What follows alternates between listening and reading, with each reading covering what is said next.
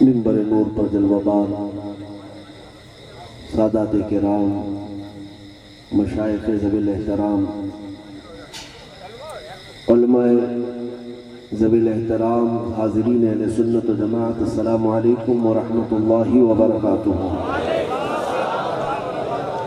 الحمد للہ الحنان المنان الذي خلق الإنسان وعلمه البيان، والصلاة والسلام على رسوله سيد الإنس والجان وعلى آله وأصحابه ذوي الخير والإحسان، أما بعد فأعوذ بالله من الشيطان الرجيم، بسم الله الرحمن الرحيم۔ النبي أولى بالمؤمنين من أنفسهم، صدق الله مولانا العظيم۔ بارگاہ رسالت معاب صلی اللہ علیہ وسلم میں درود پاک کا ہدیہ پیش کریں۔ اللہم صلی علی سیدنا و مولانا محمد معدن الجود والکرم وآلہ واصحابہ الکرام وابنہ الکریم وبارک وسلم صلاة دائمة سرمدا ابدا۔ میرے عزیزوں، یہ منبر بڑا محترم ہے، مکرم ہے، موقر ہے۔ سادات کرام اس پر جلوہ بار ہے،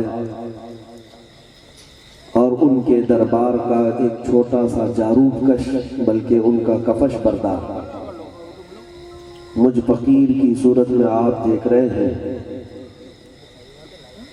یہاں پر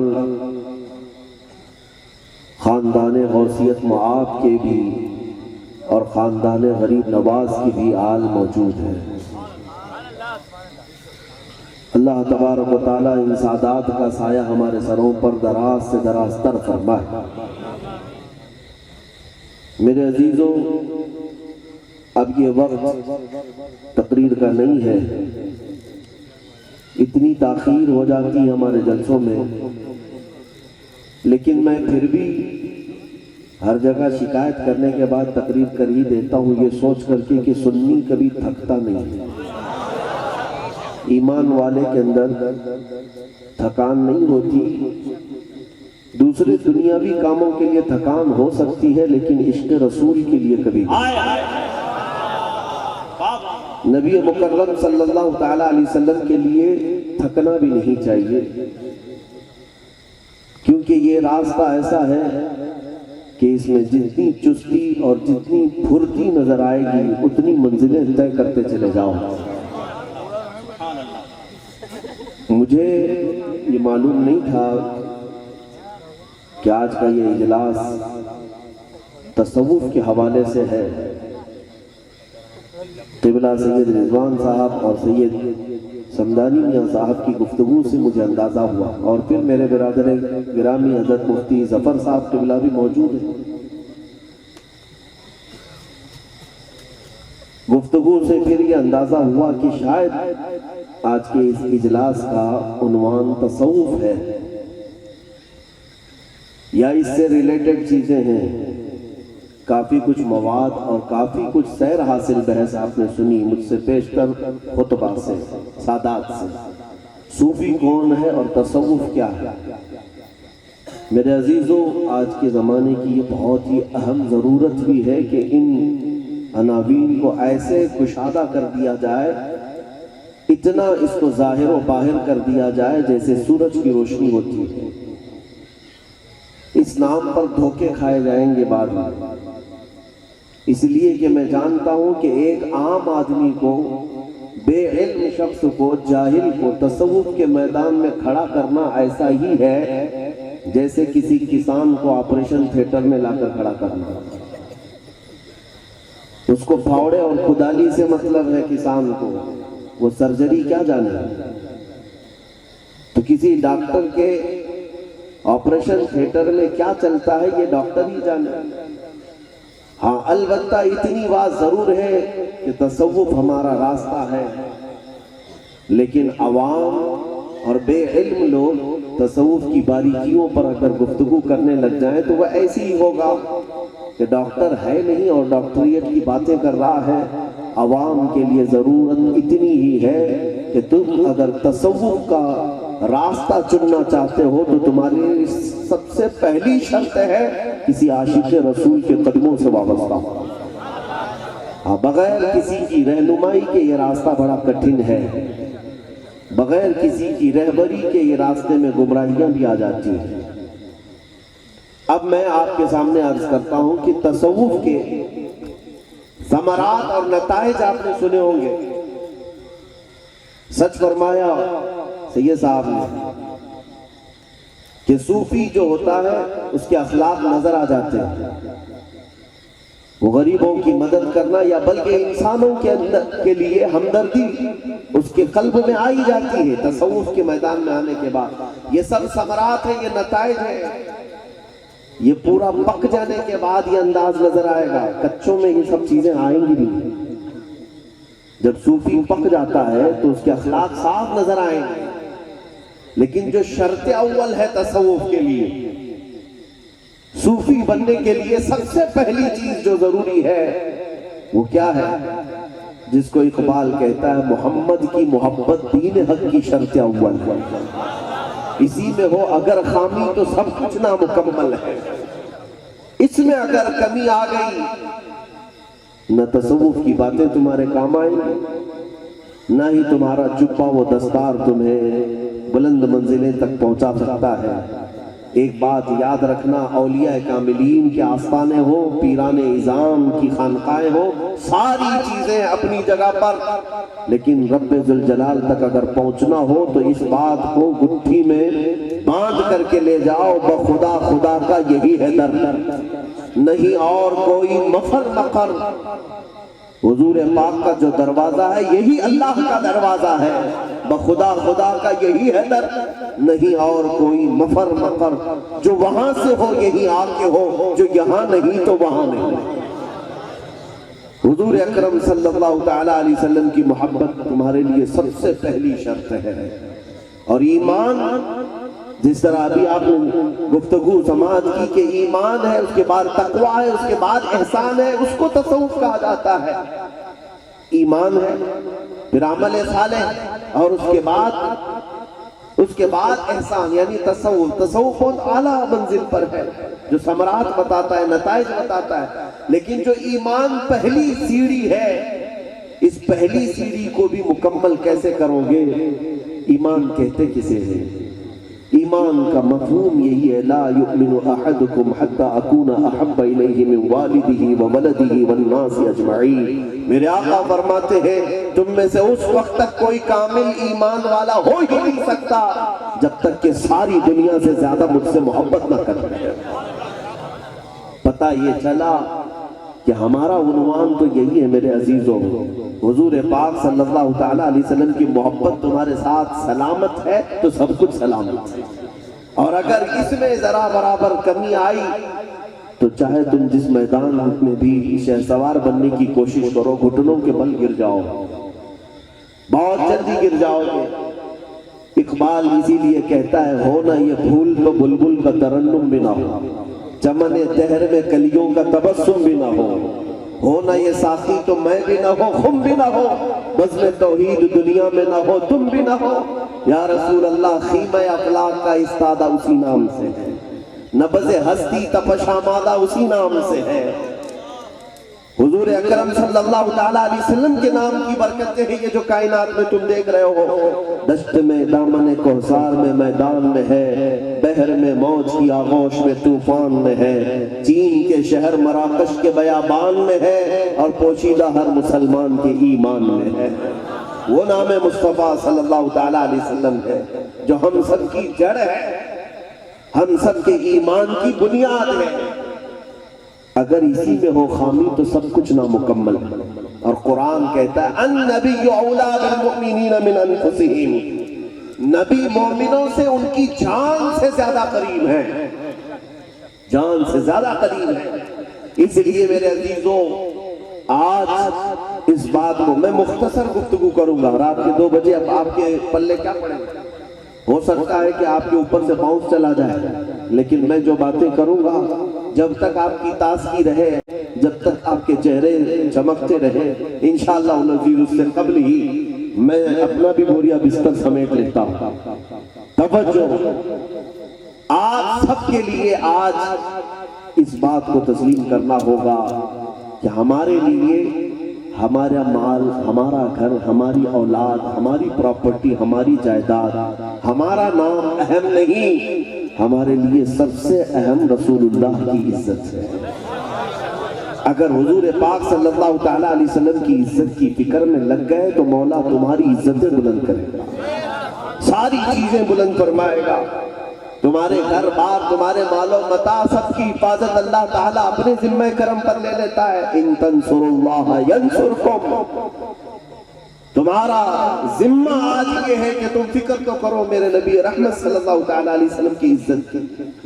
میرے عزیزو، صوفی اگر کوئی یہ سمجھتا ہے کہ ایک جگہ گوشہ نشین ہو جانے کا نام صوفی ہے تو ہمارا بھی دل بہت ہی کرتا ہے کہ اتنی زیادہ ہمارے اوپر مشقتیں آ جاتی ہیں، اوپر سے نیچے تک روزانہ چیکنگ، روزانہ ہمارے خاکی رشتہ دار گھروں کے آس پاس منڈلاتے رہے، کہاں جا رہے ہیں، کہاں آ رہے ہیں، کتنے لوگ مل رہے ہیں۔ ابھی کل کی بات ہے، اندور میں جس جگہ قیام کیے، جتنے لوگ مجھ سے ملنے آئے سب کے آئی ڈی کارڈ لے لیے گئے۔ آپ ان سے ملنے آ رہے ہیں، ان سے ملنے، ہم کو بھی یہ لگتا ہے اس جھمیلے سے میں بھی نکلوں، میں بھی کسی گوشہ نشینی اور عزلت نشینی کی زندگی گزاروں، خاموش عبادت میں گزار لیں، جنگل میں چلے جائیں۔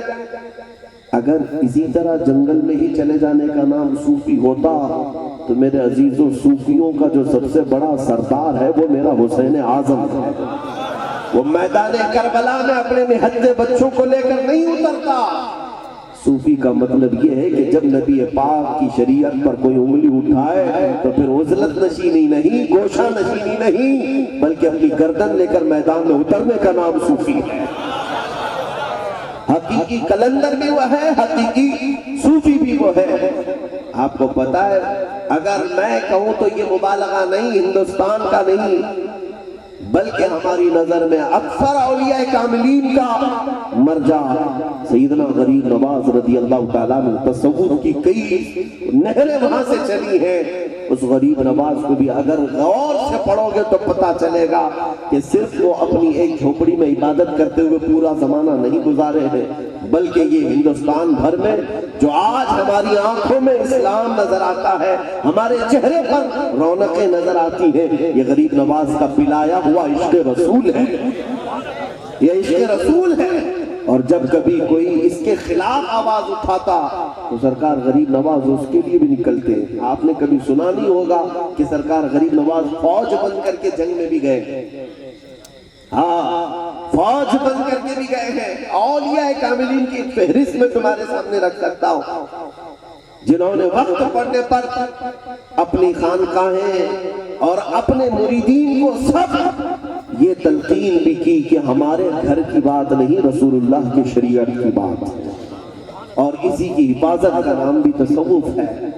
عزیزان گرامی وقار، بعض لوگ اس کا معنی غلط طریقے سے آج پھیلا رہے ہو تو آپ اس کی اصلاح کر لیں۔ مجھے بڑی اچھی لگی گفتگو سید صاحب قبلہ نے جو فرمایا کہ تصوف وہ نہیں جس کو کچھ جہلا آج بھی پھیلا رہے ہیں۔ ایک بات یاد رکھیں، میرے نبی کی شریعت چھوڑ کر کے کوئی تصوف آ ہی نہیں سکتا۔ حضور کی شریعت، غوث پاک سے بڑا پیر کون ہے؟ غریب نواز سے بڑا پیر کون ہے ہندوستان میں؟ لیکن مجھے بتاؤ، غوث اعظم ہو کہ غریب نواز ہو، پوری زندگی بھر کیا ان کی کبھی نماز قضا ہوئی تھی؟ کیا شریعت کے خلاف ان کو کوئی عمل کرتے ہوئے دیکھا تھا؟ حضور کی شریعت اور نمازیں اپنی جگہ پر۔ غوث پاک کا میں تمہیں مقام بتا دوں، دریائے دجلہ کے کنارے ایک اللہ کے ولی آئے تھے، مشہور ہو گیا بغداد میں، بہت پائے تھے ولی ہیں، عبادت اتنی کرتے۔ غوث پاک ان کو دیکھنے کے لیے چل پڑے کہ میں بھی ملاقات کروں گا۔ لوگوں کا ہجوم تھا دریائے دجلہ کے کنارے۔ جب غوث پاک وہاں پہنچے تو پتا چلا وہ جا چکے تھے نہیں وہاں پر۔ سرکار غوث پاک نے پوچھا کہ اچھا وہ چلے گئے میرے آنے سے پہلے ہی، میری ملاقات نہیں ہو سکی، لوگوں کم سے کم یہ تو بتاؤ عبادت کہاں کرتے تھے، نماز کہاں پڑھتے تھے؟ لوگوں نے بتایا یہ ریت ہے، بالو ہے دریا کے کنارے، اسی ریت پر وہ کھلے میں نماز پڑھتے تھے۔ قریب آئے غوث پاک تو وہاں پر سجدوں کے نشان موجود تھے، ہاتھوں کے بھی، پیروں کے بھی، انگلیوں کے نشان موجود تھے۔ سرکار غوث پاک غور سے ان نشانوں کو دیکھتے رہے اور اس کے بعد کہ اے لوگوں تم دھوکہ کھا گئے، وہ اللہ کا ولی نہیں تھا، وہ جھوٹا آدمی ہے۔ لوگوں نے کہا آپ نے تو انہیں دیکھا بھی نہیں، آپ ان سے ملے بھی نہیں اور آپ انکار کر رہے ہیں، ہم تو ان کی عبادتوں کو دیکھ رہے تھے، وہ نمازوں کی بھی پابند تھے، برابر ہر نماز پر ہم نے ان کو دیکھا ہے پابندی کرتے ہوئے۔ غوث پاک سے پوچھا لوگوں نے آپ انکار کیوں کر رہے ہیں، کیوں انکار کر رہے ہیں؟ سرکار غوث پاک فرماتے آؤ ادھر دیکھو، سجدوں کے نشان تم دیکھ رہے ہو؟ کہا یہ انگلیوں کے نشان دیکھ رہے ہو؟ کہا 10 انگلیاں نظر آ رہی ہیں۔ غوث پاک نے فرمایا کیسی ہیں، کھلی ہیں کہ جمی ہیں؟ کہا سب کھلی ہوئی ہے۔ غوث پاک فرماتے میرے مصطفیٰ کی سنت تھی جب میرے آقا سجدے میں جاتے انگلیاں جمی ہوئی ہوتی، اور جو میرے نبی کی سنت پر عمل نہیں کرتا عبد القادر کے نزدیک وہ اللہ کا ولی نہیں ہو سکتا۔ یہ معیار ہے، یہ کسوٹی ہے، اور یا کسی کو بھی بنا دیا جائے، ایسا نہیں ہو سکتا۔ اس لیے میں آپ کے سامنے یہ بات عرض کرتا ہوں میرے عزیزوں، آج کے زمانے میں تم اس بات کو سمجھ لو کہ حضور کی شریعت کو چھوڑ کر کوئی کتنے بھی راگ آلاپے، کوئی کیسی بھی باتیں کریں، اس کو تسلیم ہرگز مت کرنا۔ نبی پاک صلی اللہ تعالیٰ علیہ وسلم پر کبھی نماز معاف نہیں کی۔ حضور پاک صلی اللہ تعالیٰ علیہ وسلم نے جو شریعت امت کے لیے دیا اس پر خود پوری زندگی عمل کرتے رہے۔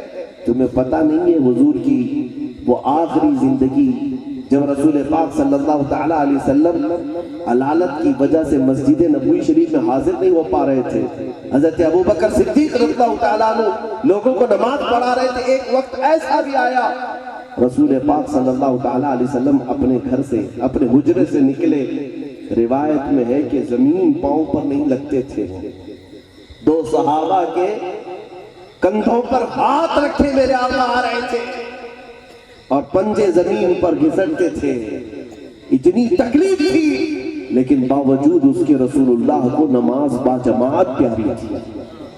نبی اکرم صلی اللہ تعالیٰ علیہ وسلم اس نماز میں بھی حاضر ہوتے رہے۔ اور لوگ یہ سمجھتے ہیں پیر صاحب نماز ہی نہیں پڑھتے، نہیں میاں یہ تصوف کی بات ہے، نماز روزے تو سب آپ مولوی لوگوں کے کام ہیں۔ ہمارے بہت سارے آج ان کو امام مالک نے کہا یہ زندیق ہیں، ابلیس ہے جو اس لباس میں اتر جاتا ہے میدانوں میں، جو تجھے تیرے رسول سے دور کرے، جو رسول پاک صلی اللہ علیہ وسلم کی شریعت سے تجھے بیزار کرے، وہ زندیق ہے۔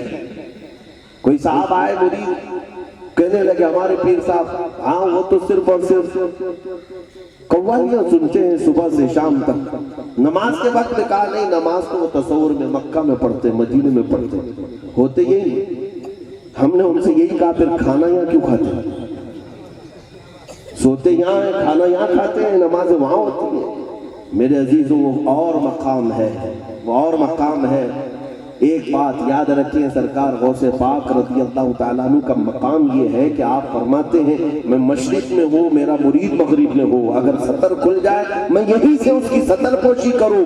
اس غوث کو اتنا تصرف تھا، اس کے باوجود بھی لوگوں کی نظروں سے پوشیدہ ہو کر نماز نہیں بلکہ لوگوں کی نظروں میں ظاہر ہو کر نمازیں ادا کیا کرتے تھے۔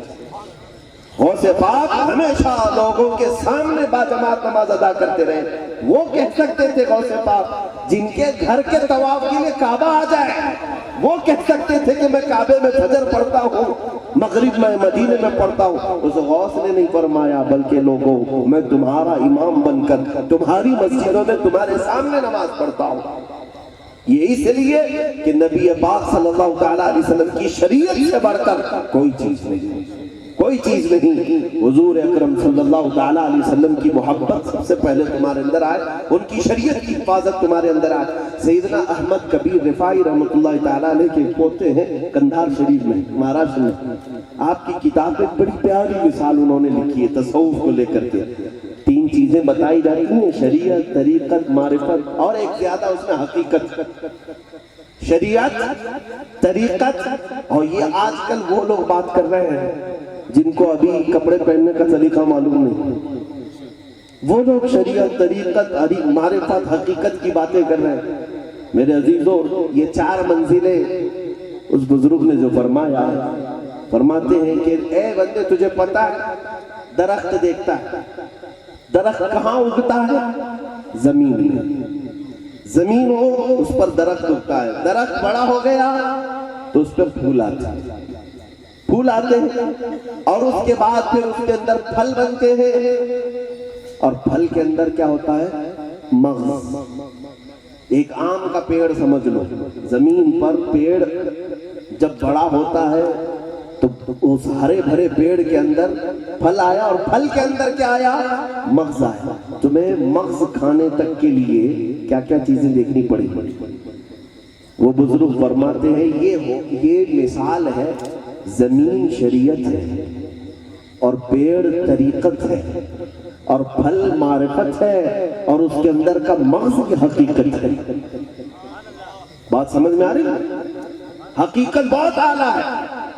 اور فرماتے یہ ہو سکتا ہے کہ پھل ہے لیکن مغز نہیں آیا. ہو سکتا ہے کہ نہیں ہو سکتا؟ پھل ہے لیکن مغز اس کے اندر نہیں آیا. یہ ہو سکتا ہے. اور یہ بھی ہو سکتا ہے کہ درخت تو ہے لیکن پھل نہیں آیا. ہو سکتا ہے کہ نہیں ہو سکتا؟ لیکن مجھے ایک بات بتاؤ, کیا یہ ہو سکتا ہے کہ زمین ہی نہیں اور پیڑ اگایا؟ ہو سکتا ہے. اس لیے میرے عزیزوں سمجھ لو کہ ہو سکتا ہے معرفت تک پہنچ گیا لیکن مغز جو حقیقت ہے وہ ابھی نہ ملا. یا ہو سکتا ہے کہ وہ طریقت تک پہنچ گیا, پیڑ ہے لیکن ابھی معرفت کے پھل نہیں آئے. لیکن یہ نہیں ہو سکتا کہ شریعت کی زمین ہی نہیں اور پیڑ اگائے بیٹھا ہے. یہ نہیں ہو سکتا. اس لیے میرے عزیزوں رسول کریم صلی اللہ تعالیٰ علیہ وسلم کی شریعت اصل ہے ہمارے لیے. اس میں کوئی سمجھوتا نہیں ہوگا, اس میں کوئی کمپرومائز نہیں کیا جائے گا. پہلی چیز ہمارے آقا صلی اللہ تعالیٰ علیہ وسلم کی شریعت ہے. بہرحال میرے عزیزوں, آج کے زمانے کی جو ضرورت ہے وہ میں کہہ کر اپنی گفتگو کو ختم کرتا ہوں. میں زیادہ کھلاؤں گا نہیں. میں اپنے بچوں سے بھی کہتا ہوں, جوانوں سے بھی کہتا ہوں, آج دیکھ رہے ہیں آپ ہندوستان کے ماحول کو کیسا زہریلا بنایا گیا. نبی رحمت صلی اللہ تعالیٰ علیہ وسلم کی ذات پر انگلیاں اٹھانا, کیچڑ اچھالنا, یہ آج ان کا روز کا معمول بن گیا. صبح سے شام تک حضور کو گالیاں دی جاتی ہیں. اے سنی مسلمانوں, اس ماحول میں اگر تم کمر بستہ ہوئے اور یہ عہد کر لیا کہ میں اپنی زندگی حضور اکرم کی عزت کی حفاظت کروں گا, تو صلہ کیا ملے گا پتہ ہے؟ آپ یہ سوچ رہے ہوں گے یہ منبر پر بیٹھنے والے علماء, پگڑیاں پہننے والے, جبہ پہننے والے یہی صرف حضور کی عزت کی بات کریں گے, ہم نہیں کریں گے.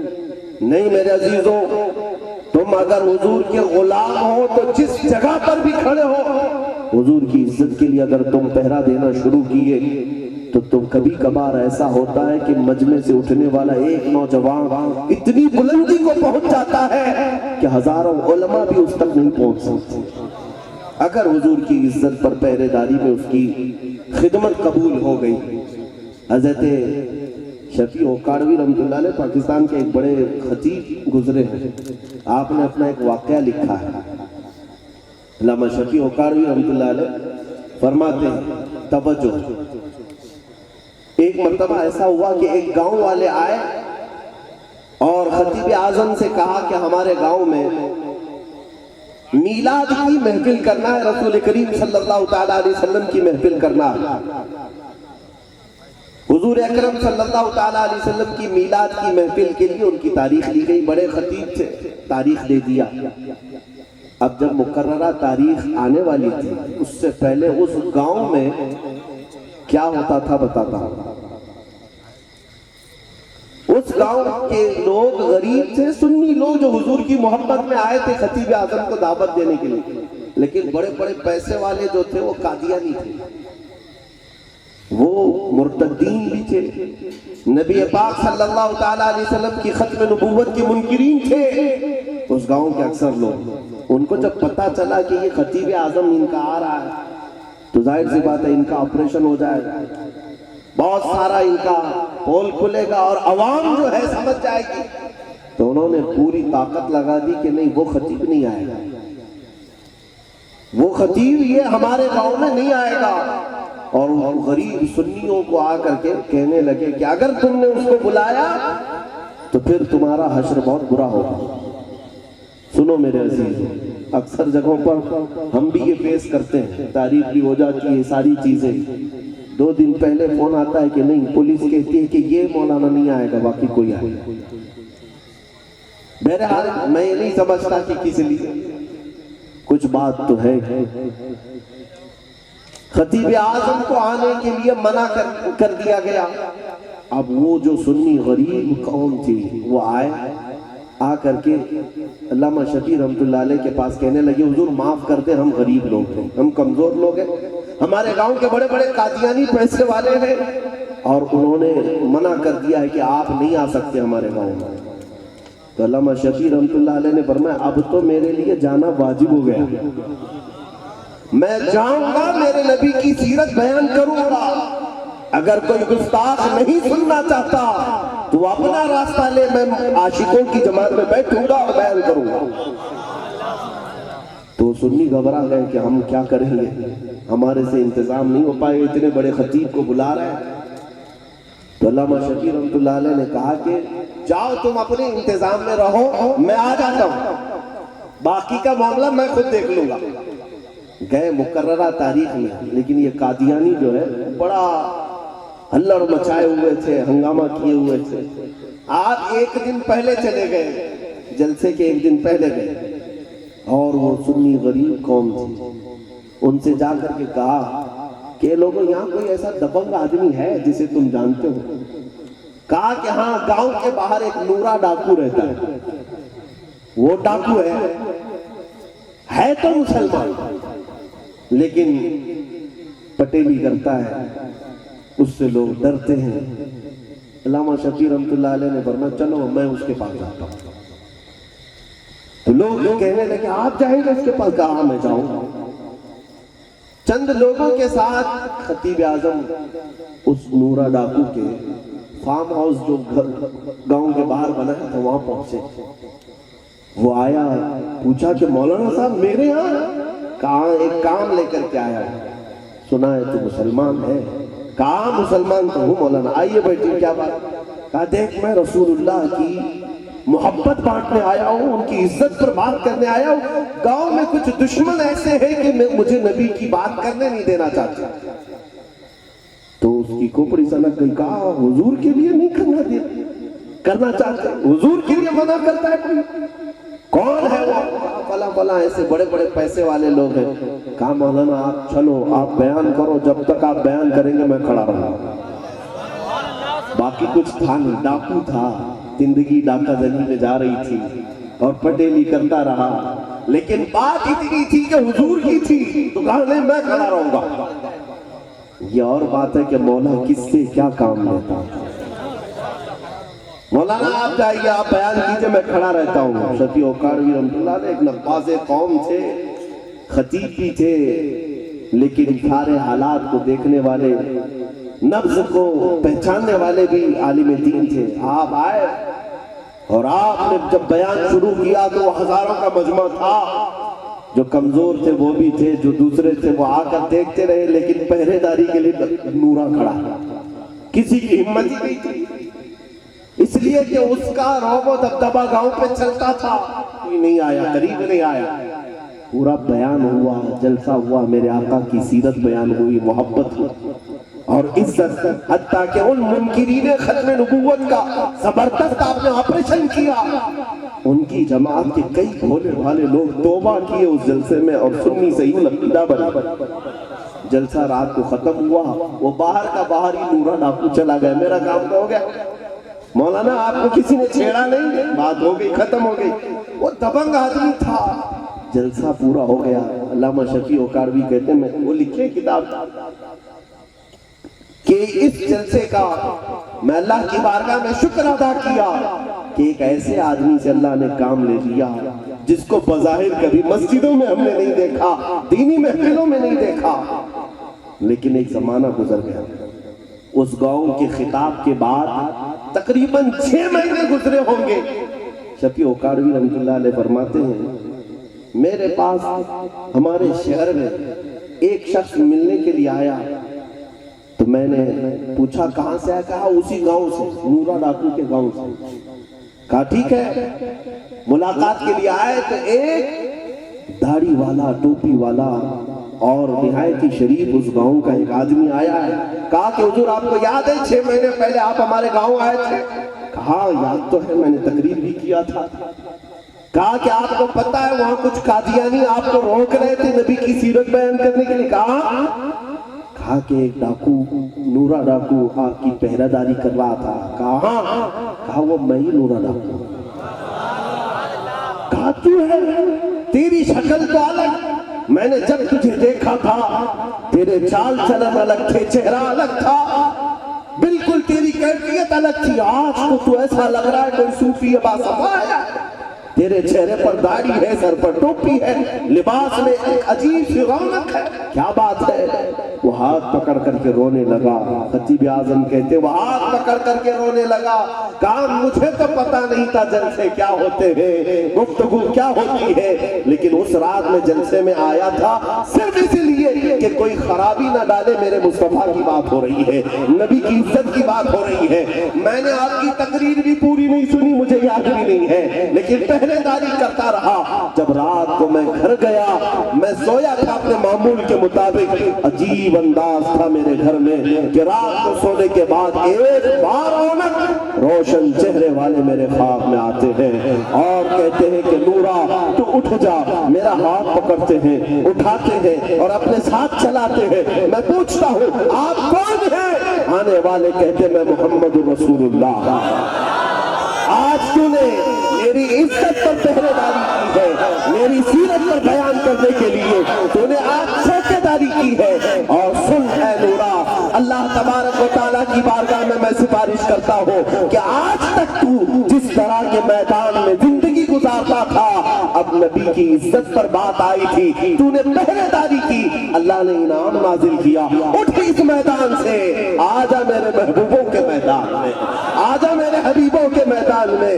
وہ نورا کہتا رہا اپنا خواب اور روتا رہا روتا رہا. علامہ شفیع کاروی کہتے ہیں اس کے رونے نے مجھے رلا دیا، میں رو پڑا اور پھر بارگاہ مصطفیٰ میں دل میرا ملتجی ہوا اور عرض کیا یا رسول اللہ، آپ کا رب کتنا غیور ہے کہ ایک بار تمہاری عزت کی پہرے داری کے لیے وقت کا ڈاکو بھی کھڑا ہو جائے، مولا اس کی دنیا کو بدلتا ہے، اس کو عاشق رسول بناتا ہے. اے سنی مسلمانوں، آج مولا کریم نے تمہیں یہ وقت عطا کیا ہے، تم یہ مت دیکھنا کہ تم کس میدان میں آج جی رہے ہو. مجھے پتا ہے ہمارے سنی عوام پر اگر گفتگو کروں تو ہزار عنوانات ہیں. اخلاق میں کمی، علم میں کمی، سیاست میں نہیں، تعلیم میں نہیں، کردار میں نہیں، لیکن سب چیزیں ہونے کے باوجود میں اس بات کو فخر کے ساتھ کہتا ہوں الحمدللہ الحمدللہ ہماری قوم کا حال یہ ہے کہ ابھی بھی گنہگار تو ہے لیکن ابھی اپنے نبی کے غدار نہیں، غدار نہیں ہے. طرح کے مکی کے لیے بیٹھے، تاجدار مدینہ کے لیے بیٹھے رہے اور اللہ بھی دیکھ رہا ہے، رسول پاک بھی ملاحظہ کر رہے ہیں. لیکن اتنی بات سمجھ کر کے اٹھنا، کل کی صبح سورج طلوع ہونے سے پہلے پہلے تمہارے سر سجدے میں ہونی چاہیے، کسی کی فجر قضا نہ ہونے پائے. اور اگر حضور کی یہ شریعت چھوٹ گئی تمہارے ہاتھ سے، تم اگر حضور کی سب سے پسندیدہ چیز نمازوں کو پھینکتے رہے اپنے پیٹھ کے پیچھے، تو پھر دعوے جتنے بھی کرتے رہو، نعرے جتنے بھی لگاتے رہو، دم نہیں ہوگا، تمہارے اندر کوئی طاقت نہیں ہوگی. تم سب سے پہلے یہ دیکھو میرے نبی کو سب سے زیادہ پسندیدہ چیز تھی نماز. میں اس کو پیٹھ پیچھے پھینک کر کے آگے کامیابی کی طرف نہیں جا سکوں گا. تمہیں دن میں 10 مرتبہ اللہ کی طرف سے یہ آواز آتی ہے، تم کان نہیں دھرتے، آؤ کامیابی کی طرف، آؤ کامیابی کی طرف، حیا علی الفلاح، جس کا مطلب ہوتا ہے کامیابی کی طرف. یہ مؤذن جو پکارتا ہے یہ اللہ کی طرف سے ہے، تمہیں بلایا جاتا ہے لیکن تم اس سے کان بند کر کے بھاگ جاتے ہو، بازاروں میں، دکانوں میں بہانے بناتے ہو. ساری کامیابی کی طرف جو مولا تمہیں 10 بار دن میں بلا رہا ہے، وہ چھوڑ کر کے تم کہیں اور سکسیس ڈھونڈ رہے ہو. کامیابی اگر کامیابی ہے تو میرے نبی کے قدموں میں. کل بھی تھی آج بھی ہے، آ جاؤ پلٹ آؤ، اٹھو وگرنہ حشر نہ ہوگا پھر کبھی، دوڑو کہ زمانہ چال اپنی چل گیا۔ میرا میسج صرف اتنا ہی ہے کہ محمد سے وفا تو نے تو ہم تیرے ہیں، یہ جہاں چیز ہے کیا لوح و قلم تیرے ہیں۔ اے سنی مسلمانوں اٹھو اٹھو، قوت عشق سے ہر پست کو بالا کر دو، دہر میں نام محمد سے اجالا کر دو۔ انہیں جانا انہیں مانا، نہ رکھا غیر سے کام، للہ الحمد میں دنیا سے مسلمان گیا۔ وآخر دعوانا الحمدللہ رب العالمین۔